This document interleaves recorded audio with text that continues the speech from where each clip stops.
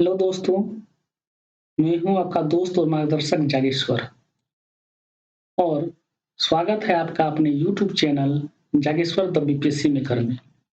आज हम लोग एक बहुत ही महत्वपूर्ण विषय भारत वन स्थिति रिपोर्ट 2021 पर चर्चा करेंगे।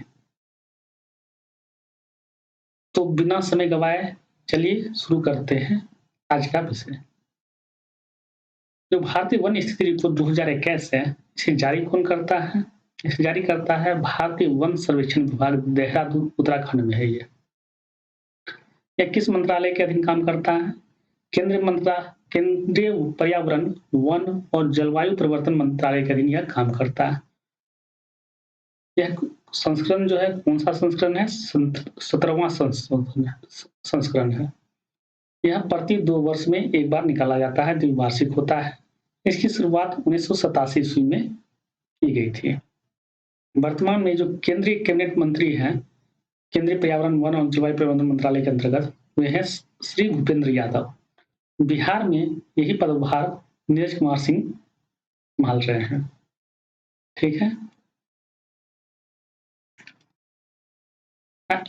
जो आईएफएसआर है, इसको पढ़ने से पहले कुछ बेसिक जो शब्दावली है उसको हम लोग देखेंगे। एक है होता है वनावरण और एक होता है अभिलिखित वन क्षेत्र या अधिसूचित वन क्षेत्र। वनावरण को फॉरेस्ट कवर कहा जाता है इंग्लिश में, और अभिलिखित वन को रिकॉर्डेड फॉरेस्ट एरिया कहा जाता है। अभिलिखित वन क्षेत्र जो रिकॉर्डेड फॉरेस्ट एरिया क्या होता है? यह एक कानूनी स्थिति होती है। ठीक है। नियम एवं अधिनियम के द्वारा इसको स्थापित किया जाता है, रिकॉर्डेड फॉरेस्ट एरिया को। इसे गवर्नमेंट रिपोर्ट के द्वारा रिकॉर्ड में रखा जाता है। जैसे नेशनल पार्क है, सेंचुरी है, बायोस्फीयर पार्क है, ये सब इसके अंतर्गत सम्मिलित है। जैसे ये कोई क्षेत्र है, भूखंड है ये, अगर मान लीजिए इतने से क्षेत्र पे ही अगर वृक्ष है, तो यहाँ पर वृक्ष नहीं है। अगर सरकार ने, गवर्नमेंट ने अगर इस पूरे क्षेत्र को अगर कह दिया है कि यह जो है वन क्षेत्र है, तो वह जो है आरएफए के अंतर्गत आ जाता है, क्योंकि वह गवर्नमेंट के द्वारा रिकॉर्डेड हो गया है। और दूसरा टर्मोलॉजी है वृक्षावरण, और एक होता है वनावरण और दूसरा होता है वृक्षावरण। वनावरण के अंदर को कहते हैं फॉरेस्ट कवर और वृक्षावरण को कहते हैं ट्री कवर। किसे वनावरण कहेंगे, किसे वृक्षावरण कहेंगे? और ये दोनों जो है किस पर आधारित होता है? जो ट्री कैनोपॉय है, ट्री कैनोपॉय डेंसिटी है, उसके आधार पर इसको हम लोग कहते हैं। जो वृक्ष का वितान होता है या मुकुट होता है, क्राउन ऑफ ट्री, उसके आधार पर इसको हम लोग कहते हैं कि वृक्षावरण है या वनावरण है। ठीक है। जैसे ये एक भूखंड है, ठीक है, और केवल इसी क्षेत्र पर हमारा वृक्षा वृक्षा है, वृक्ष लगा हुआ है, ट्री कन्वॉय है। ठीक है, ट्री कन्वॉय डेंसिटी है। अगर यह कुल भौगोलिक क्षेत्र का 10% से अधिक अगर होता है या 1 हेक्टेयर से अधिक है, यह टीसीडी यानी कि वृक्ष का जो मुकुट है या ट्री कैनोपॉय डेंसिटी अगर कुल क्षेत्रफल, भौगोलिक क्षेत्रफल का 10% से अधिक है या 1 हेक्टेयर से अधिक है, तो वह वनावरण के अंतर्गत आ जाएगा। अगर यही अगर 10% से कम है या 1 हेक्टेयर से कम है, तो वह ट्री कवर के अंतर्गत सम्मिलित हो जाएगा। इसे एक डायग्राम के सहायता से हम लोग समझ सकते हैं। जैसे मान लीजिए कि ये जो गोला है, यह रिकॉर्डेड फॉरेस्ट एरिया का गोला है, और यह जो गोला है, यह फॉरेस्ट कवर एरिया है। ठीक है।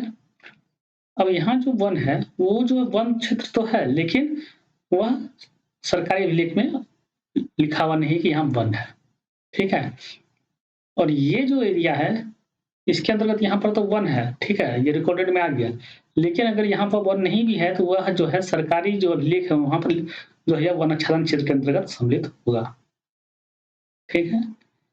अब जो है आईएफएसआर 2021 के अनुसार वनावरण, ठीक है, कितना है उसको हम देखेंगे। अति सघन वन, मध्यम सघन वन और खुला सघन वन। तो इसका हम लोग पहले डिफिनेशन जान लेते हैं। अति सघन वन किसे कहते हैं, मध्यम सघन वन किसे कहते हैं, खुला सघन वन, खुला वन किसे कहते हैं। ठीक है।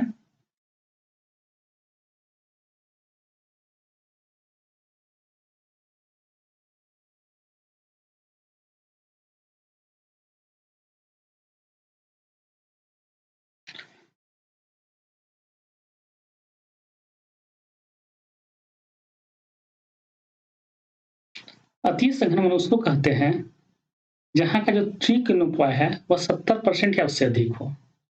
मध्यम सघन वन उसे कहते हैं, एमडीएफ जिसको कहते हैं, जहाँ ट्री क्यूनोपॉय जो 40% से 70% के बीच हो। और खुला वन क्षेत्र उसको कहते हैं, जिसको ओएफ कहते हैं इंग्लिश में, ओपन फॉरेस्ट, वहाँ ट्री क्यूनोपॉय जो है 10% से 40% के बीच हो। जबकि झाड़ी जिसको श्रब कहते हैं, ट्री क्यूनोपॉय जो है 10% से कम होता है। तो सवाल पूछा था झाड़ी जो शब्द है, झाड़ी में के अंतर्गत क्या होता है कि जो ट्री क्यूनोपॉय है वह 10% से कितना होता है, कम होता है। ये जो IFSR का रिपोर्ट है 2021, इसमें एक चीज ध्यान देने योग्य बात है कि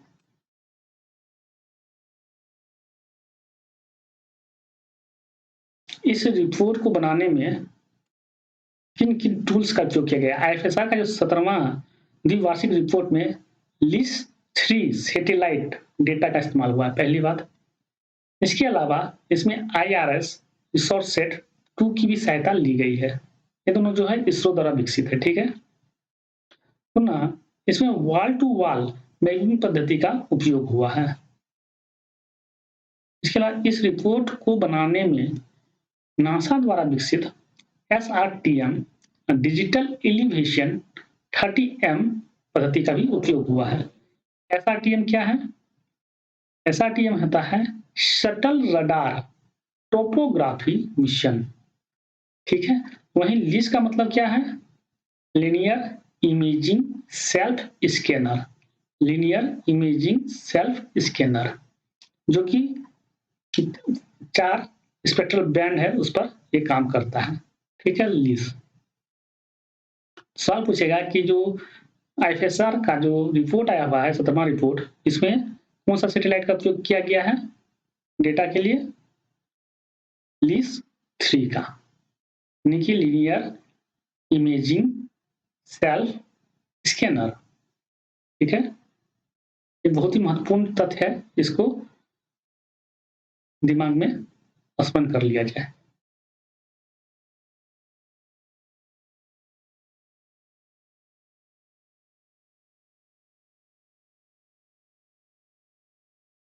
अब हम लोग पढ़ेंगे भारत में वन क्षेत्र।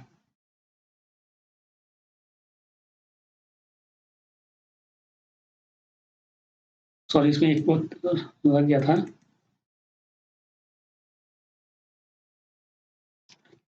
अति सघन वन कितना है, ठीक है। अति सघन वन है 99,779 वर्ग किलोमीटर, जो कुल भौगोलिक क्षेत्रफल का 3.04% है। मध्यम सघन वन कितना है? 3,06,890 वर्ग किलोमीटर, जो कि कुल भौगोलिक क्षेत्रफल का 9.33% है। खुला वन कितना है? 3,07,120 वर्ग किलोमीटर, जो कि कुल भौगोलिक क्षेत्रफल का कितना है? 9.34%। इसका कुल जो वन क्षेत्र है, वनावरण है, वो क्या हो गया मेरा? 7,13,789 वर्ग किलोमीटर, जो कि कुल भौगोलिक क्षेत्रफल का कितना प्रतिशत है? 21.71% है। अगर इसमें झाड़ी और ऐसे जगह जहां वनावरण नहीं है, वनाच्छादन नहीं है, अगर उसको भी जोड़ दिया जाए तो यह टोटल हो जाता है 32,87,469 वर्ग किलोमीटर, जो कि हमारे देश का कुल भौगोलिक क्षेत्रफल है। तो ये प्रतिशत हो जाता है 100%। ये जो ऐसा क्षेत्र जहां वनावरण नहीं है, वह कुल भौगोलिक क्षेत्रफल का कितना प्रतिशत है? 76.87%। इसको दिमाग में रखा जाए, 76.87%। और झाड़ियों कुल भौगोलिक क्षेत्रफल का कितने प्रतिशत पर विस्तृत है? 1.42% क्षेत्र पर, ठीक है। अब हम लोग अगले स्लाइड पर जाएंगे। भारत में वन क्षेत्र, ठीक है। भारत में वन क्षेत्र की स्थिति का हम लोग जायजा लेंगे।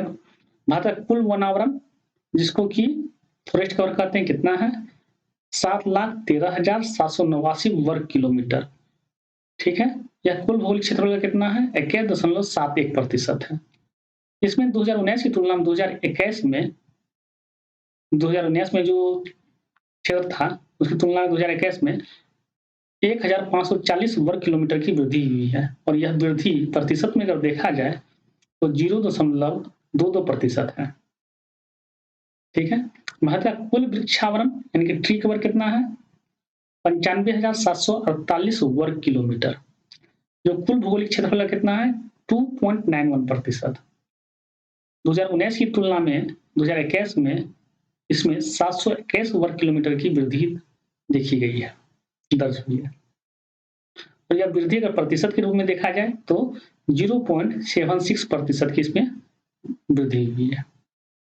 कुल वनावरण, फॉरेस्ट कवर और कुल ट्री कवर को अगर हम जोड़ देते हैं तो यह जो भौगोलिक क्षेत्र है वह आता है 8,09,537 वर्ग किलोमीटर, जो कि कुल भौगोलिक क्षेत्रफल का कितना है?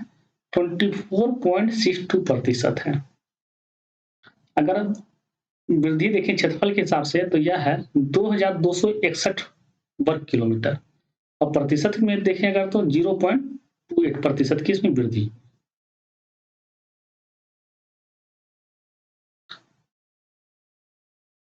भारत में सर्वाधिक वनावरण वाले राज्य क्षेत्रफल के आधार पर मध्य प्रदेश, अरुणाचल प्रदेश, छत्तीसगढ़, ओडिशा और महाराष्ट्र। वहीं प्रतिशत के आधार पर अगर हम देखें तो सर्वाधिक वनावरण वाले जो राज्य हैं प्रतिशत के आधार पर मिजोरम, जहां 53% भूभाग पर जो है वनावरण है। इसके बाद है अरुणाचल प्रदेश, मेघालय, मणिपुर और नागालैंड। यूनियन टेरिटरी में सर्वाधिक वनावरण क्षेत्र जम्मू कश्मीर का है। उसी प्रकार यूनियन टेरिटरी में सर्वाधिक वनावरण का प्रतिशत लक्षद्वीप में है। ISFR 2021 के अनुसार वनावरण में वृद्धि दर्शाने वाले राज्य कौन कौन से हैं? आंध्र प्रदेश पहला स्थान है जहां सबसे अधिक वृद्धि दर्ज की गई है वनावरण में। यहाँ 647 वर्ग किलोमीटर की वृद्धि वनावरण में देखी गई है 2019 की तुलना में 2021 में। तेलंगाना में 632 वर्ग किलोमीटर की वृद्धि देखी गई है। वहीं ओडिशा में 537 वर्ग किलोमीटर की। IFSR 2021 के अनुसार वनावरण में कमी दर्शाने वाले कौन कौन से राज्य हैं? तो सबसे अधिक जो वनावरण में कमी दर्ज हुई है वह अरुणाचल प्रदेश में 257 वर्ग किलोमीटर में। उसके बाद मणिपुर, नागालैंड, मिजोरम और मेघालय है।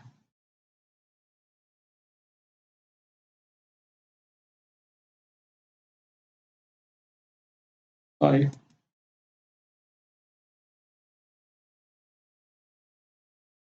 ठीक है। वनावरण के अंतर्गत 1/3 से अधिक क्षेत्र वाले यानी कि 1/3 मतलब 33% से अधिक जहां पर वनावरण है, वैसे राज्य और केंद्र शासित प्रदेश 17 है। ठीक है, जहां 33% से अधिक वनावरण है। 75% से अधिक वनावरण वाले राज्य और केंद्र शासित प्रदेश मुख्य रूप से 5 हैं, जहां 75% से अधिक है। कौन कौन है? लक्षद्वीप, मिजोरम, अंडमान निकोबार, ठीक है, अरुणाचल प्रदेश और मेघालय। 33% से 75% के मध्य जो वनावरण वाले राज्य और केंद्र शासित प्रदेश हैं वो है मणिपुर, नागालैंड, त्रिपुरा, मेघालय, केरल, सिक्किम, उत्तराखंड, छत्तीसगढ़, दादर नगर हवेली तथा दमन एवं द्वीप, असम, ओडिशा। मैंग्रोव वन वैसे वन होते हैं जो दलदली भूमि में या उगते हैं। ठीक है, इसका सबसे अच्छा उदाहरण है वेस्ट बंगाल में जो सुंदरबन का डेल्टा है वहां उगने वाले सुंदरी वृक्ष। ठीक है, मैंग्रोव आवरण में वृद्धि जो हुई है वह 17 वर्ग किलोमीटर की वृद्धि जो है 2019 तुलना में 2021 में दर्ज की गई है। ठीक है, उसके अलावा कुल मैंग्रोव आवरण जो है वह कितना है? 4,992.32 वर्ग किलोमीटर। फिर से बात सुन लीजिए, 4,992.32 वर्ग किलोमीटर, जो कि कुल भौगोलिक क्षेत्रफल का 0.15% है। मैंग्रोव आवरण में जो वृद्धि प्रदर्शित करने वाले शेष राज्य हैं वो है, पहला है ओडिशा, दूसरा है महाराष्ट्र, तीसरा है कर्नाटक। प्रतिशत एवं क्षेत्रफल के आधार पर अगर मैंग्रोव वन का अगर हम विस्तार देखें तो सबसे अधिक जो है वेस्ट बंगाल में प्रतिशत और क्षेत्रफल दोनों उसका अधिक है। उसके बाद गुजरात होता है, उसके बाद अंडमान निकोबार और सबसे अंत में आंध्र प्रदेश है। ठीक है, वेस्ट बंगाल में 2113.77 वर्ग किलोमीटर क्षेत्र पर यह विस्तृत है, जो कि कुल मैंग्रोव वन का 42.33% कवर करता है। यह मैंग्रोव वन पांडिचेरी में सबसे कम है, यहाँ 164 वर्ग किलोमीटर क्षेत्र पर यह विस्तृत है। प्रतिशत के रूप में देखें तो 0.04% यह मैंग्रोव वन का कवर करता है। इसके बाद है दमन एंड द्वीप, केरल, कर्नाटक। ठीक है, कुल कार्बन स्टॉक, ये कार्बन स्टॉक क्या होता है? वनों के द्वारा कार्बन को सोखने की क्षमता। ठीक है, कार्बन स्टॉक 2019 की तुलना में 4 मिलियन टन की इसमें वृद्धि दर्ज की गई है। ठीक है, कितना का? 4 मिलियन टन का। जबकि कार्बन स्टॉक में वार्षिक वृद्धि दर कितना है? 7 मिलियन टन का वार्षिक वृद्धि दर। देश के वनों में कुल कार्बन स्टॉक कितना है? 7,204 मिलियन टन का अनुमान है। सर्वाधिक कार्बन स्टॉक किस राज्य में है? तो सबसे पहला है अरुणाचल प्रदेश, उसके बाद है मध्य प्रदेश, उसके बाद है छत्तीसगढ़। फिर से सुन लिया जाए कि सर्वाधिक कार्बन स्टॉक किस राज्य में है? अरुणाचल प्रदेश पहला, दूसरा है मध्य प्रदेश, तीसरा है छत्तीसगढ़। बांस वन, ठीक है, 2019 में जहां 13,882 मिलियन तना था, वहीं 2021 में यह बढ़कर 53,336 मिलियन तना हो गया। यह जो तना है, यह बांस का जो वन है, यह कितना वर्ग किलोमीटर फैला हुआ है? 1,49,443 वर्ग किलोमीटर क्षेत्र पर यह विस्तृत है। जो बांस धारित क्षेत्र सर्वाधिक कहाँ पर है? पहला है सबसे अधिक मध्य प्रदेश, उसके बाद है अरुणाचल में। ठीक है, कहाँ पर है सबसे अधिक? मध्य प्रदेश, उसके बाद है अरुणाचल में। बांस धारित क्षेत्र सर्वाधिक कहाँ है? मध्य प्रदेश, उसके बाद अरुणाचल प्रदेश। और बांस धारित क्षेत्र में सर्वाधिक वृद्धि कहाँ हुई है? मिजोरम में। IFSR 2021 के अनुसार 46% वन क्षेत्र जो है अग्नि प्रवन क्षेत्र है, जिसमें से 81% अत्यधिक प्रवन क्षेत्र है। ठीक है, नेक्स्ट।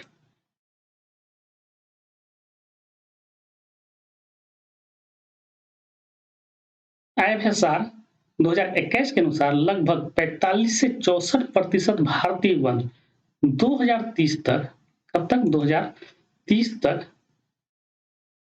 ठीक है,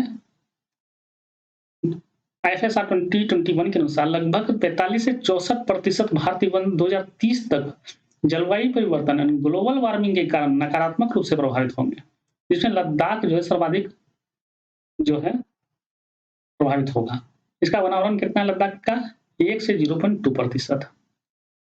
पहली बार जो है IFSR में एक नया अध्याय जोड़ा गया है टाइगर रिजर्व क्षेत्रों में वनावरण से संबंधित। ठीक है, तो यह जो अध्याय है, यह इस बार सभी परीक्षाओं के लिए महत्वपूर्ण हो जाता है। इस पर हम लोग डिटेल एनालिसिस करेंगे। ठीक है, टाइगर रिजर्व क्षेत्रों में वनावरण को अगर देखें तो सर्वाधिक वृद्धि प्रदर्शित करने वाले शीर्ष 3 टाइगर रिजर्व हैं। ठीक है, कौन कौन है? बुक्सा वेस्ट बंगाल में, यहाँ पर 80 वर्ग किलोमीटर क्षेत्र में वृद्धि हुई है। अन्नामलाई कहाँ पर है? तमिलनाडु में, यहाँ 78 वर्ग किलोमीटर में वृद्धि हुई है। इंद्रावती छत्तीसगढ़ में, जहाँ 48 वर्ग किलोमीटर क्षेत्र की वृद्धि हुई है। ठीक है, वर्तमान में टाइगर रिजर्व की संख्या 52 है और एक नया टाइगर रिजर्व जोड़ा गया 53वां, वो है गुरु घासीदास टाइगर रिजर्व जो छत्तीसगढ़ में है। ठीक है, 2011 से 2021 के बीच जो टाइगर रिजर्व क्षेत्र में वनावरण है, उसमें 22.6 वर्ग किलोमीटर की कमी देखी गई है। 22.6 वर्ग किलोमीटर क्षेत्रफल में कमी आई है वनावरण में। अगर प्रतिशत के रूप में अगर इसको देखें तो यह 0.04% आता है।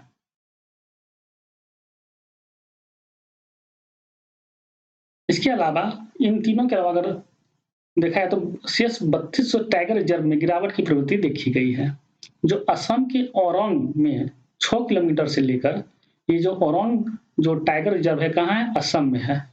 याद रखने योग्य बात है। तेलंगाना के कवाल में 118.97 किलोमीटर तक विस्तृत है। कवाल कहाँ पर टाइगर रिजर्व है? तेलंगाना में। याद रखने योग्य बात है, शिक्षा की दृष्टि से उपयोगी।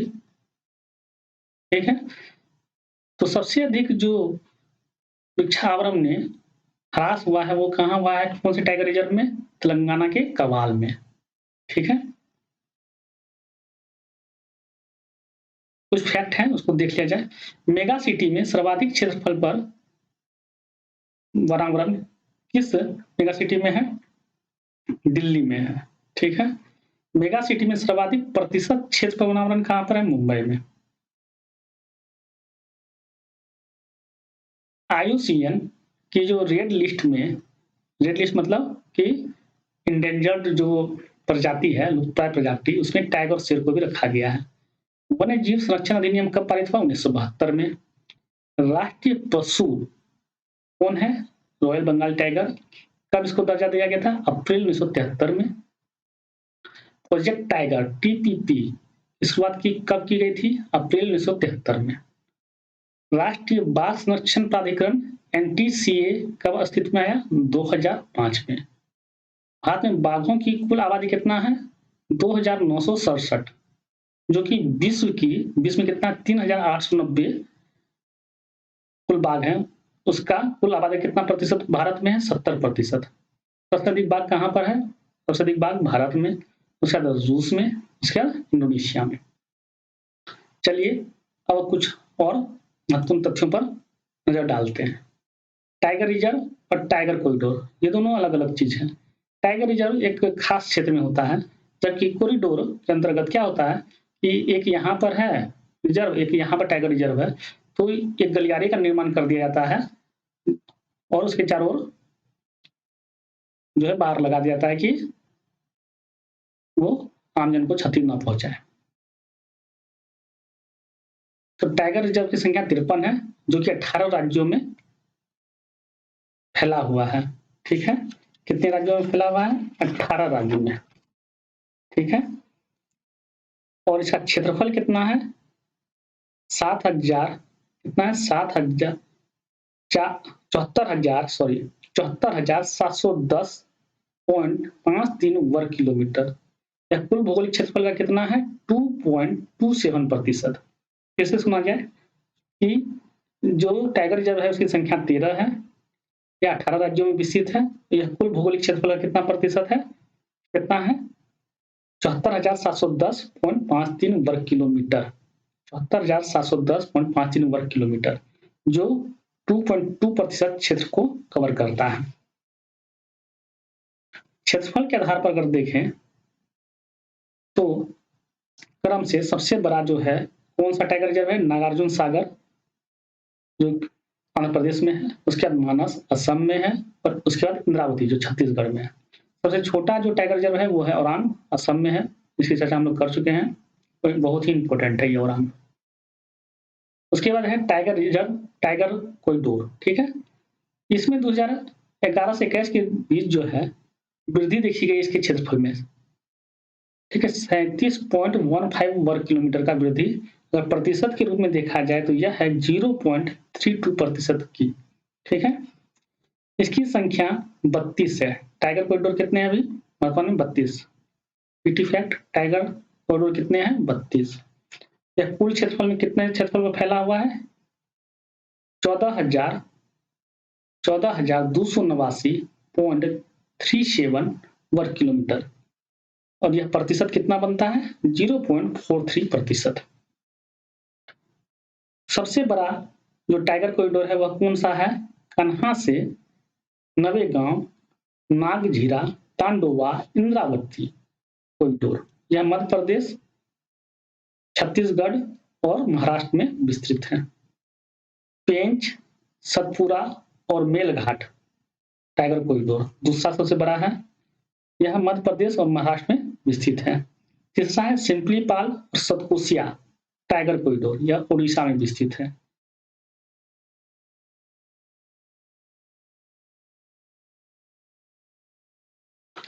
अब देखते हैं कि जो टाइगर रिजर्व है और जो टाइगर कॉरिडोर है, वहां वनावरण कितना है। टाइगर रिजर्व में वनावरण है 55,666.27 वर्ग किलोमीटर, जबकि टाइगर कॉरिडोर में यही वनावरण कितना है 11,575.12 किलोमीटर स्क्वायर यानी वर्ग किलोमीटर। यह टाइगर रिजर्व कुल क्षेत्रफल का कितना है, टाइगर रिजर्व कुल क्षेत्रफल का कितना है 74.51%। ठीक है, कितना टाइगर रिजर्व कुल क्षेत्रफल का कितना है 74.51%। देश के कुल वनावरण का कितना प्रतिशत है 7.80%। टाइगर कॉरिडोर कितना है कुल क्षेत्रफल का 81.01%। ठीक है, और देश के कुल वनावरण का कितना है 1.62%। अगर वनावरण के आधार पर देखा जाए तो सबसे बड़ा जो क्षेत्रफल के आधार पर जहां सबसे अधिक वनावरण है कौन है, श्रीशैलम या नागार्जुन सागर टाइगर रिजर्व आंध्र प्रदेश में है। क्या सिम्पलीपाल ओडिशा में है, उसके इंद्रावती ओडिशा में है। ठीक है, वनावरण प्रतिशत के आधार पर अगर देखा जाए तो सबसे बड़ा कौन है, पक्के टाइगर रिजर्व अरुणाचल प्रदेश में, अच्छा कमार टाइगर रिजर्व मध्य प्रदेश छत्तीसगढ़ में विस्तृत है। सवाल आता है कि अचकमा टाइगर रिजर्व किन किन राज्यों में विस्तृत है, मध्य प्रदेश और छत्तीसगढ़। सिम्पलीपाल ओडिशा में। उसका सर्वाधिक वनावरण वाला अगर टाइगर कॉरिडोर में देखें तो क्षेत्रफल के अनुसार कान्हा से नवे ताडो इंद्रावती कॉरिडोर जो मध्य प्रदेश छत्तीसगढ़ और महाराष्ट्र में विस्तृत है। प्रतिशत के आधार पर देखिए तो केन टेल घाटी टाइगर कॉरिडोर जो कि अरुणाचल प्रदेश और असम में विस्तृत है। जो एशियन लायन है, जो एशियन लायन की जो जनगणना हुई थी शेर जनगणना 2020 के अनुसार देश में शेरों की संख्या कितनी है 647 है। ठीक है दोस्तों, आज के लिए बस इतना ही। अब अगले क्लास में हम लोग चर्चा करेंगे बिहार के जो वन क्षेत्र हैं, वन स्थिति रिपोर्ट है बिहार पर, उस पर हम लोग विस्तृत चर्चा करेंगे। तब तक के लिए बाय बाय, खुदा हाफिज।